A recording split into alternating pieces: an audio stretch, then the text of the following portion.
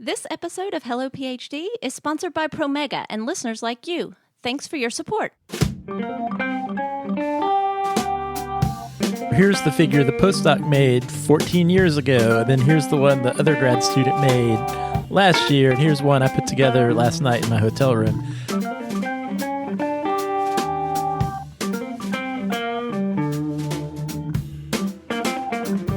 Welcome to Hello PhD, a podcast for scientists and the people who love them. This week, we learn about how to make and present a scientific poster from real-life poster presenters. Stay with us.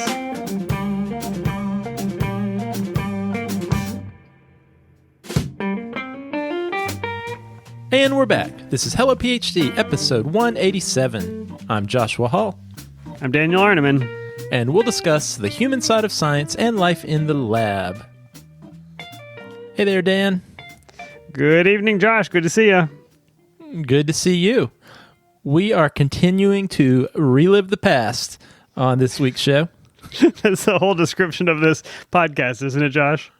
I guess it is. Well, I'm excited, Dan, that we get to harken back to the really good time that we had at the ASCB conference. And I had a lot of fun listening back to our previous show where we heard tips for making the most out of the conference, and looking forward to sharing a lot of this footage that you got bugging people at their posters.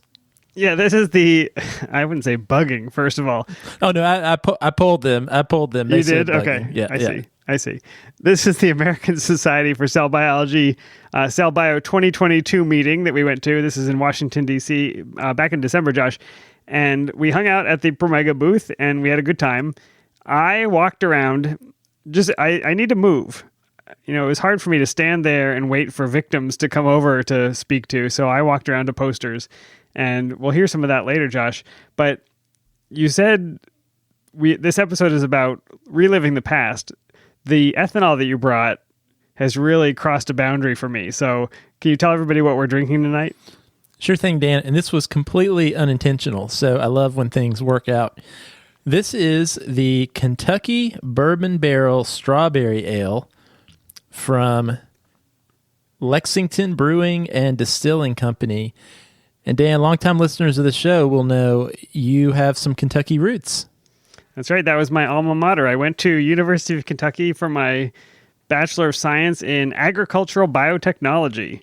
As a young high school student who was fascinated by the images in my biology textbook about genetic engineering, I thought, I need a biotechnology degree. This is the thing that's going to make me happy in life. And so I went to University of Kentucky, studied biotechnology, and this distillery brewery must have existed while I was there. I think it opened in 1999. Yeah, we should mention University of Kentucky, where you went, was in Lexington, correct? Where it is in Lexington, yeah. So I know the city, certainly know the campus, and this distillery, this was the rise of the independent distiller, and actually really more the rise of the independent brewer. I don't think independent distilling had cropped up much, but there was a lot of distilling in Kentucky prior to this.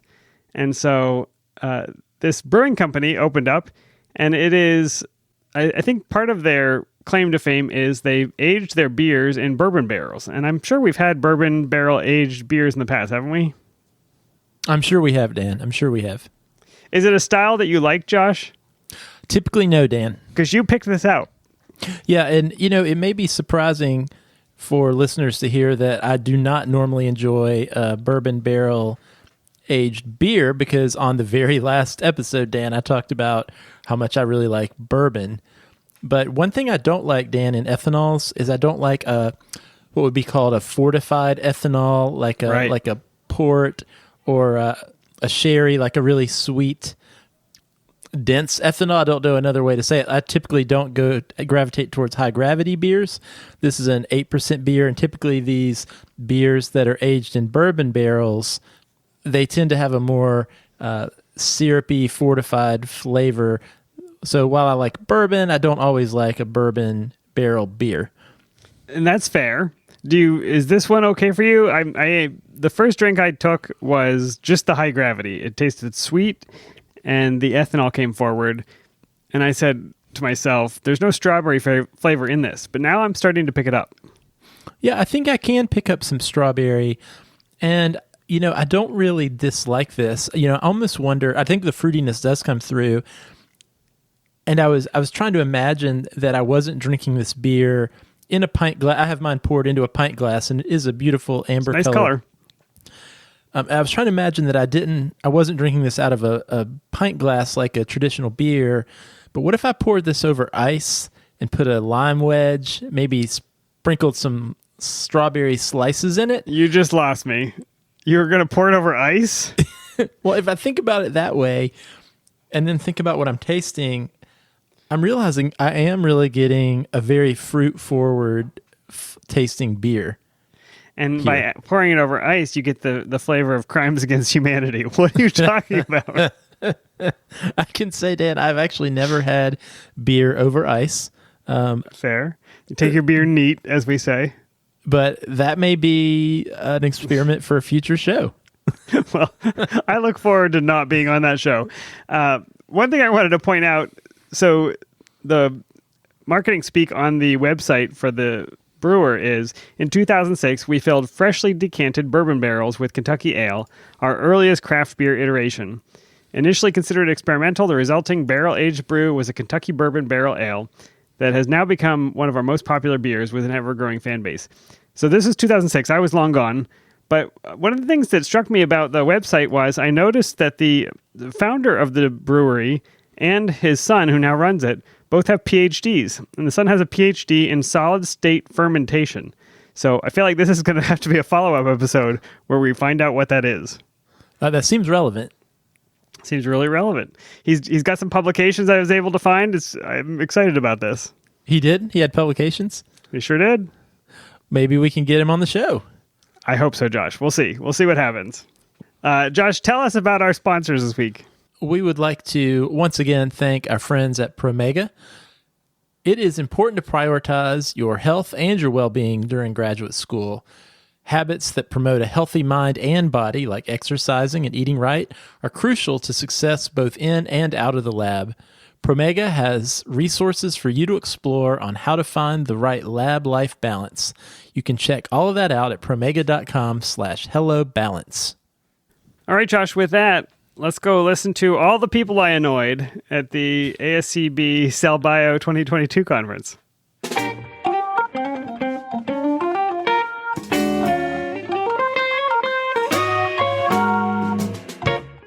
All right, Josh. So I talked to a number of people at the poster session. So I walked around with our mobile recorder. I looked for people that were not right in the middle of actual important conversations so that I didn't interrupt scientific discourse. But I asked, tell me a tip. Tell me about something that somebody who is preparing or presenting a poster needs to know. And I got a lot of information. I tried to group them a little bit by subject. And so the first piece of advice, or the first section of advice, is really about how to lay out a poster, how to structure it, even before you think about putting graphics and text in place. Well, let's take a listen. My name is Sarah Gordon, and I'm a fourth-year undergrad at Oglethorpe University in Atlanta, Georgia. And one tip I would give for making a poster is being creative with dimensions for financial reasons as well. If it would cost you less to be able to print it in sections. So instead of having a big 44 by 48, you can cut it in half and have it be printed for free potentially at your university or for cheaper at other places. And that's what I did with my poster. Chopped it up into two sections, and then on my board, I pinned it together. And it looks great, and it was probably easier to transport. Absolutely, absolutely. Thank you. Deborah Murray, and my tip is set your PowerPoint up first with the dimensions for the poster as required by the conference. I waited until 10 p.m. before I checked, and I realized I needed to make these dimensions different. Therefore, I had to start all over from scratch. So don't make my mistake. And where do they post dimensions? That's usually on the website for the society? Yeah. They actually email it to you. And, I'm bad about reading emails and all those details. So this is one time when you want to do that. Well, thank you so much. I'm joined by Omar. Omar Quintero Carmona, associate professor at the University of Richmond, longtime fan of Dan. And tell us your advice for poster schemes, I think you described it. Yeah, so in thinking about how you're presenting the poster, I try to help my students, I work mostly with undergraduates, design it in a way where if you're only reading the section headings, you get the gist of the whole story. So in a sense, they're sort of like topic sentences, but the entire set of section headings on their own tells the full story, and then you can fill in the details later. I'm going to need to take a photograph of this so that I can put it on the website, but you've got these large full-color bars across, and they have white text inside, so it's very clear where the divisions are and also what that division is talking about. Yeah. So in a way, so I'm old enough at this that I grew up in the era where when you made posters, each panel was an individual 8.5 by 11 piece of paper. And I've essentially kept that organization for large poster printing. I love it, and I think I appreciate the dark bar with the white text because I think it stands out a little better. I'm looking at other posters around these. It's harder to see the contrast in a black on white text where it's very full of black on white text. Thanks, Omar. You're welcome. Good luck, Dan. All right, that was some interesting stuff. I learned some new things that I don't think I thought about back when I was last making posters. How did you do posters? I remember when we were in grad school, you kind of had the 8.5 by 11 printout, and you would put it on a piece of construction paper and tack it to the board. Did you do some bigger format posters? Yeah, I think, Dan, we might have been towards the very end of that type of poster, but I definitely remember our first year of grad school making the poster with the printed out paper on the cardboard backing.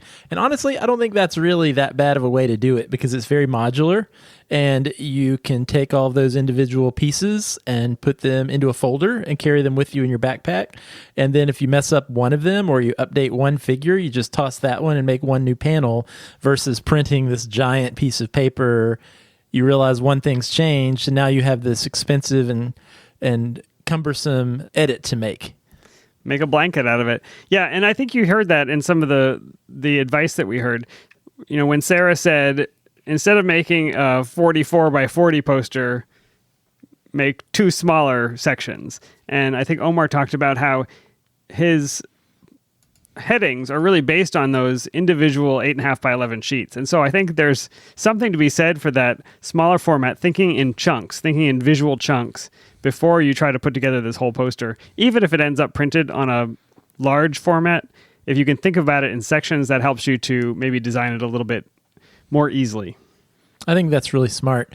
I can remember in the early days using Adobe Illustrator, and I think that may have been because I think that may have been because I thought that seemed more professional to use it. Adobe I mean, Illustrator. it really does. It looks great. It really does look good. It's just a huge learning curve.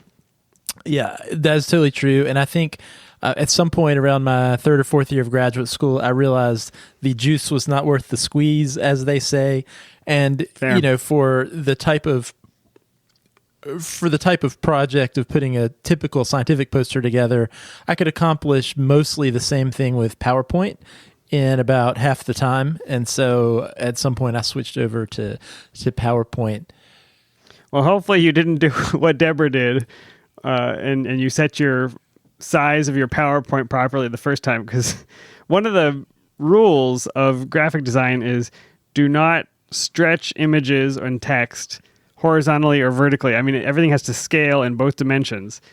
The moment you start to stretch a picture in one dimension, it looks really funny. So try to avoid that at all costs. Yeah, I did try to remember to do that first, is change my page size first to whatever the dimensions were for the conference. You know, Dan, one thing that I think is cool, and I'd be interested to know from other folks if this really is the future, where I work, Dan, we host a lot of conferences, and we have switched over in the last year, post-pandemic, to these electronic posters. And so we actually work with a vendor, and we bring in these 55-inch monitors, television panels on wheels, and all of the presenters, they put their poster together digitally, and then when when it comes time for their poster session, they can click on the monitor, select their name, and boom, their poster pops right up. And so one advantage of that is they can edit their poster right up until 5 minutes before the poster session, and they can make any minor edits, which is what we talked about was an advantage of the mini 8.5 by 11 panels. But also, you don't have to carry that tube with you on the plane. I love that suggestion, Josh. I would say it's mind-blowing. It's like, yeah, we have cheap technology. You can go buy a TV screen for a few $100s, and so a university could have a bunch of these mounted on wheels, roll them out. And why shouldn't you have a living, breathing poster presentation? You could have video in it. You could have whatever you wanted, anything you could imagine that was on a computer. It could be clickable. You could have a mouse. It would be interactive. I love the idea of it. The thing I think that would prevent the size conference that we saw, they had literal acres of posters. I mean, I tried to walk the entire thing, and it took me a long time. And it was, there are people on the front and back of each stand. So I just can't picture to myself where they're going to store all those TV screens. So I think the paper poster is probably going to exist for a little bit longer. But I love what you're saying. I think that's where it's going to head. Yeah, I'd be curious to know if others have seen that at conferences they've been to. I agree with you, Dan. I think there could be a scaling issue at some point, with too many posters. But I agree. I think for places maybe like where I work, Dan, where we have in one place, we have lots and lots of scientific presentations. It might make sense to invest in that infrastructure where it's a manageable size. And I totally agree. But I've seen lots of examples, especially as an attendee, of doing it this way and talking to presenters. There's really a lot of advantages too. And you're right, Dan, there's really cool. There's an interactive component where if you're going over a figure, you can just touch it and it blows up to a larger size. So you can more easily show it to folks who are looking at your poster. And also video can embed right in there too, which is much more difficult on a paper poster. And we're going to get to how people are trying to solve that with a paper poster a little bit later on, Josh. But before we get there, I think the whole point of a poster is a visual representation of your research that you are able to talk a viewer through. And so the next set of advice is really focused on how do you make your poster visual? How do you get the attendee focused on the visual aspects, telling that story visually, and how to use images in an effective way. So take a listen to this. Hello, my name's Sam from Temple University. So my one point of advice would be that the poster should be understandable without you being present. To do that via, of course, words, but also the cartoon animations and data itself. My name is Leah Pittman. So my greatest advice to anyone trying to make a poster is to make your own figures and to spend a lot of time on them. That way they look great. They're easily identifiable by people passing by, pleasing to the eye. That's like the number one thing. Nobody wants to walk past a poster that's busy, that has different styles of graphics. You kind of want everything to look like it came from the same source. So I see. So if you cobble them together from other sources, they may look disjoint and like they're from different sources. So what software are you using to put these together? Because your illustrations are beautiful. Thank you. So I'm using mainly Adobe Illustrator. Which is a skill. There's a learning curve there. And how did you learn that software? So I had my colleagues in the lab help me. There's also plenty of free tutorials online on YouTube and written. You can also, if you don't have the money to do Adobe Illustrator, there's a bunch of free alternatives like GIMP, Fire Alpaca. I think that's it, yeah. I love it. Thank you so much. Yeah, thank you. I'm Sarah Yu. I'm a postdoc in St. Jude. And my biggest advice is highlight your images and give very clear legends for each of your figures, because if you're not here and I come by, I still want to learn from your poster. I want to know what each of your figures mean. And always include an abstract. Lots of people don't, and I feel like that's important. What do you think is missing if they don't have the abstract? It's just they don't have the summary?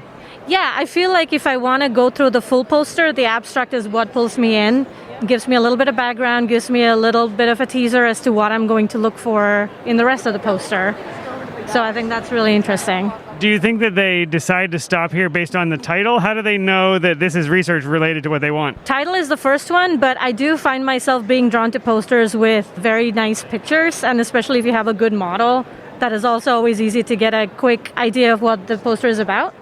And it also draws me in. A pretty model is always a good thing. Hi, my name is Loida Morales. I am a PhD candidate at the University of Michigan, and my advice for students making posters is use BioRender for diagrams.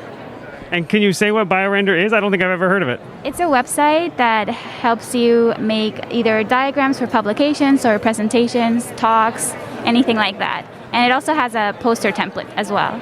That's awesome. And I just spoke to somebody who gave the piece of advice that you should have a model. You should have a drawing in cartoon form of what you're studying. And you've got a great one here. It looks like endosomes forming. And you made this all in BioRender. Yeah, I did. Yeah. Hey, Dan, we had another Adobe Illustrator fan. I think it's a really powerful software. If you can learn it as a graduate student, especially when it's free. It was free. I don't know if it's still free for universities, Josh, but when I was there, students and faculty could get access to Illustrator for free, which is an extremely expensive piece of software. Learn it. It's really powerful. But again, the juice and the squeeze, there may be a trade-off.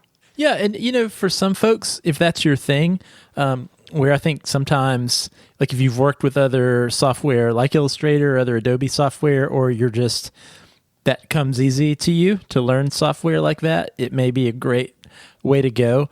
But I think like a lot of things we talk about on the show, Dan, your time is very valuable as a graduate student. So just because this other person you heard of uses Adobe Illustrator, don't fall in the trap of thinking like, well, somebody told me that's the best, so I guess I need to spend an extra 12 hours trying to do the same thing on Illustrator that I could have done on PowerPoint, which I know how to use, in 5 minutes, right? So do what works best for you. And we heard about a lot of different tools that folks are using out there.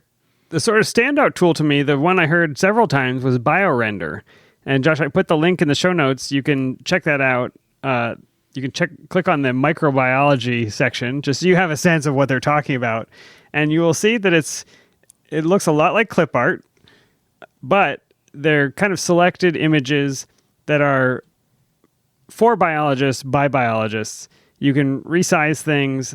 So if you click on the microbiology section, there's a cell, somebody adds a macrophage, they add a receptor, they add a petri dish with some colonies in it. And these are all, these are all clip arts or images that are available within the software. So you don't have to go searching through 300 different Google image searches trying to find something that works for your presentation.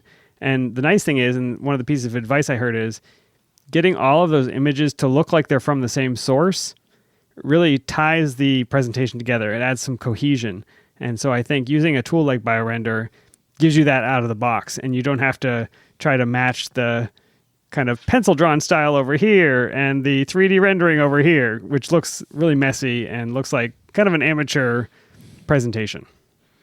Or here's the figure the postdoc made 14 years ago, and then here's the one the other grad student made last year, and here's one I put together last night in my hotel room. Yeah, looking at this BioRender site, Dan, this looks really cool. I mean, their tagline, create professional science figures in minutes, sign up free. Those are all things that sound good to me.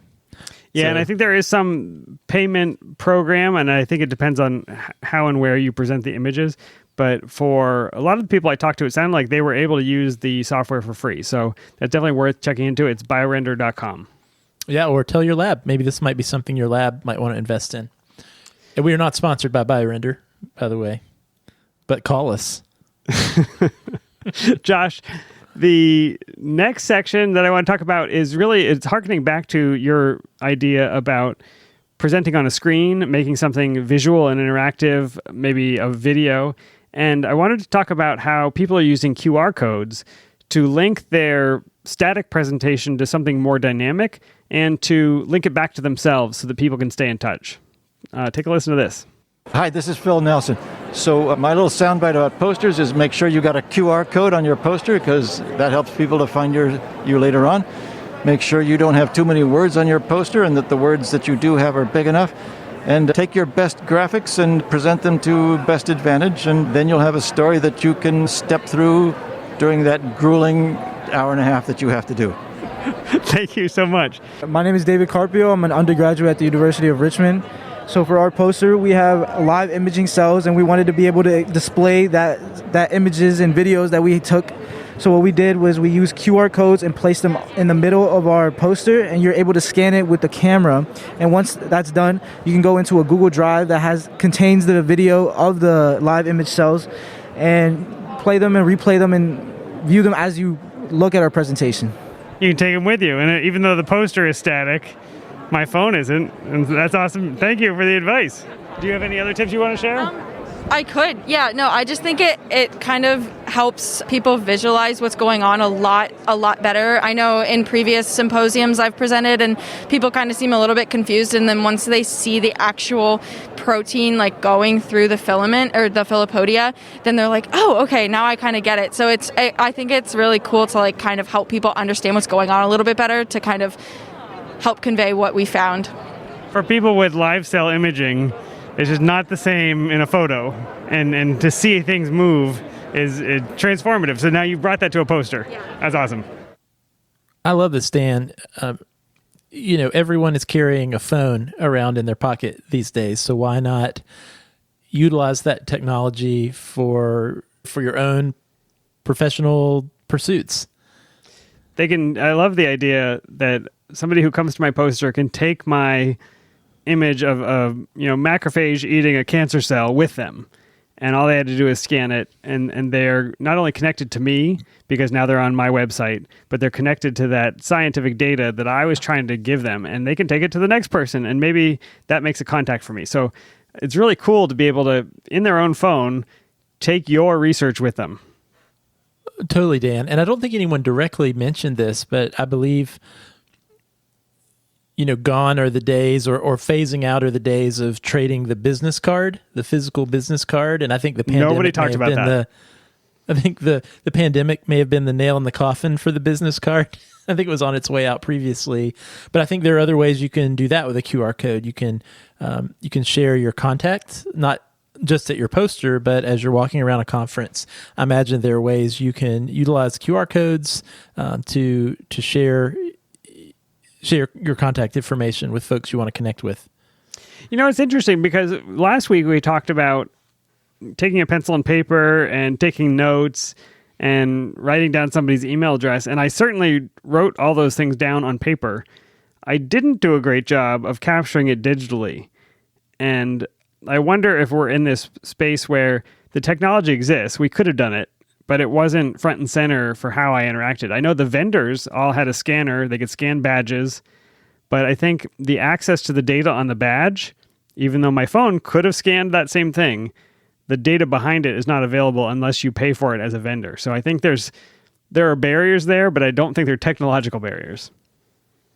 Yeah, that's a good point. And I think that is actually an unfortunate part of the way these conferences typically operate, because you're right, I've been on the other side as a vendor before, and we pay money to be able to scan badges and then save all those contacts into a spreadsheet that we can follow up and utilize when we get back home. But as an attendee, you don't really have the opportunity to access the same digital technology, which is really kind of a shame. So it really is up to you to piecemeal figure out how you're going to collect contact information at a conference. I can tell you, Dan, one of the things that I do really a lot in life, but that I do with, if I write down people's contact information or I collect a business card, I know that I will misplace that piece of paper or that 100%. Business card, or it'll be crumpled up in my pocket. So what I try to do is I'll snap a photo of it on my phone, because maybe like many people, all of my photos are stored in a cloud somewhere. They're never deleted unless I actively choose to delete them. So I always know that I can go back and find it in my camera roll, in my photo collection on my devices. So that's one tip, is just take a photo of the physical thing and then you can toss it in the trash without worrying about it. I think that's great. And maybe that's what I should have been doing while the vendors were scanning people's name tags. I probably could have just taken a picture of a name tag. I don't know how weird that would be as an interaction. May I photograph your name tag, please? But I've done that before, Dan. I have totally done that. Yeah. And people usually in the moment don't think it's weird. If you say, so I can remember this conversation, right, tends to not be weird. Okay, well, there's there's my next piece of advice. Next time I go to a scientific conference, I will try to remember that. With my microphone in hand, already annoying the person, I'm going to ask if I can take a picture of their name tag. Josh, the last section of advice is really about crafting a story. Your poster is storytelling. You're trying to convince somebody of something that you found. You're trying to help them along your scientific journey. And doing that means cutting out information that is not valuable to that story progress. And it means thinking about your research in maybe a different way. And so take a listen to these interviews. My name is Maria. I'm an undergraduate student at Davidson College. And some advice that I would offer is to include more kind of pictures and figures rather than a lot of text, because it makes it easier for the audience to see kind of like the data and take the main takeaways. And then as for presenting, just practice and be confident, like you know your stuff. So yeah, just don't overdoubt. And do you walk people through those figures that you put up? Yes, I usually walk them through it and kind of like what they're showing and the main takeaways from them, because sometimes seeing them and not knowing what the project is about can be hard, but I would definitely recommend that it helps when you're presenting as well. So it is a visual medium, so more pictures is better. Thank you. Hello, my name is Agustin Rabino. I'm from the University of Toledo in the Garcia Mata Lab. And one key piece of advice when making a poster, I will say, is think of the story you want to say and try to strip it down from unnecessary information, right? Whenever I start doing a poster, I might end up having a lot of information there, but you want to be concise so you don't overwhelm your spectator. So you have to throw things away. You have to leave out things that are exciting and interesting maybe, but they're not part of the story. Is that what you're saying? Exactly. I think you can convey whatever you want to say. You want to focus more on the visual aspects. At least in our lab, we do a lot of heavy quantification sometimes, and we have a lot of graphs attached to one image. But sometimes you need to leave those out to make maybe your image a little bit bigger, if you can. Visual representations are always better when trying to convey an idea. People will believe images, not your graph. And your poster is very clean. I can tell that you probably had to leave some things out, but it's very clear how the data flows. So I appreciate that advice. Thank you. Okay, thank you. I love it, Dan. This is probably the biggest piece of advice that I give to students when talking about putting together a poster or really a presentation of any kind, is it can be so tempting when you're giving that presentation. You want to impress people and you want to say, okay, the way I'm going to impress people is I'm going to put in all the data that I've collected over the last year, and then they're going to think this is awesome science. But it's actually the opposite that's true. You know, the most effective presentations you can give are those that tell a cohesive, logical, tight story. And sometimes to do that, you have to focus and cut some things. And it sounds like these people that you talked to really had that in mind when they were putting their own posters together. I think it's the hardest part of design. It's taking something really good and leaving it out. And we all struggle with it. And if I were to look at your poster, Josh, I would say, oh, this figure makes no sense in this story, get rid of it. But when you looked at your own story, you'd say, but that experiment took me so long and it was really beautiful the way it came out. And I say, okay, I don't know anything about how hard it was. I just know that it doesn't fit in the narrative. And so I think having somebody else look at your poster and say, track the story from the introduction all the way through to the conclusion and say, this is great. Figure 4 is great, but I don't see what it has to do with this narrative. So being able to step outside of yourself and recognizing everybody feels this way. Everybody has to kill something beautiful in their own story that they wish they didn't. Put it somewhere else. It'll get its air, but don't put it in this poster. Dan, you're so right. And especially the piece about involving others to give you feedback on whether or not you're telling a coherent story. Just this past week, Dan, I was working with some former colleagues who were putting a grant application together. And this is a grant for a program that I was part of for many years up until recently. And so I had written this very grant twice before over the last number of years. However, this time was the first time that I was purely just giving feedback and they were the ones who had prepared the grant. Yeah. And I can remember it was so hard back in those days to get it in the page limit because I felt like all these words were so important and I just couldn't leave any of them out. However, now on the other side, where I was coming in as a reviewer, Dan, I was deleting paragraphs. I was taking full sections out at will. leaving him on the cutting room floor. And I was reflecting how much easier it was for me to be objective and to do that when I emotionally took myself away from being the one who was actually writing it up in the first place. So I can understand how hard that is. And this was really insightful, really towards exactly your point, the importance of sometimes bringing someone in who is not so close to it, to those words. They can help you figure out things to delete because it can be hard. It's really impossible when you are the creator to kill it. And that's a great story, Josh. Looking at the same document from both sides of the reviewer and the creator, and you were just ready to cut whole sections out because they weren't relevant. They were not adding to the argument, to the narrative, the point that the person was trying to make. You could look at that and say, yeah, that's great, but so what?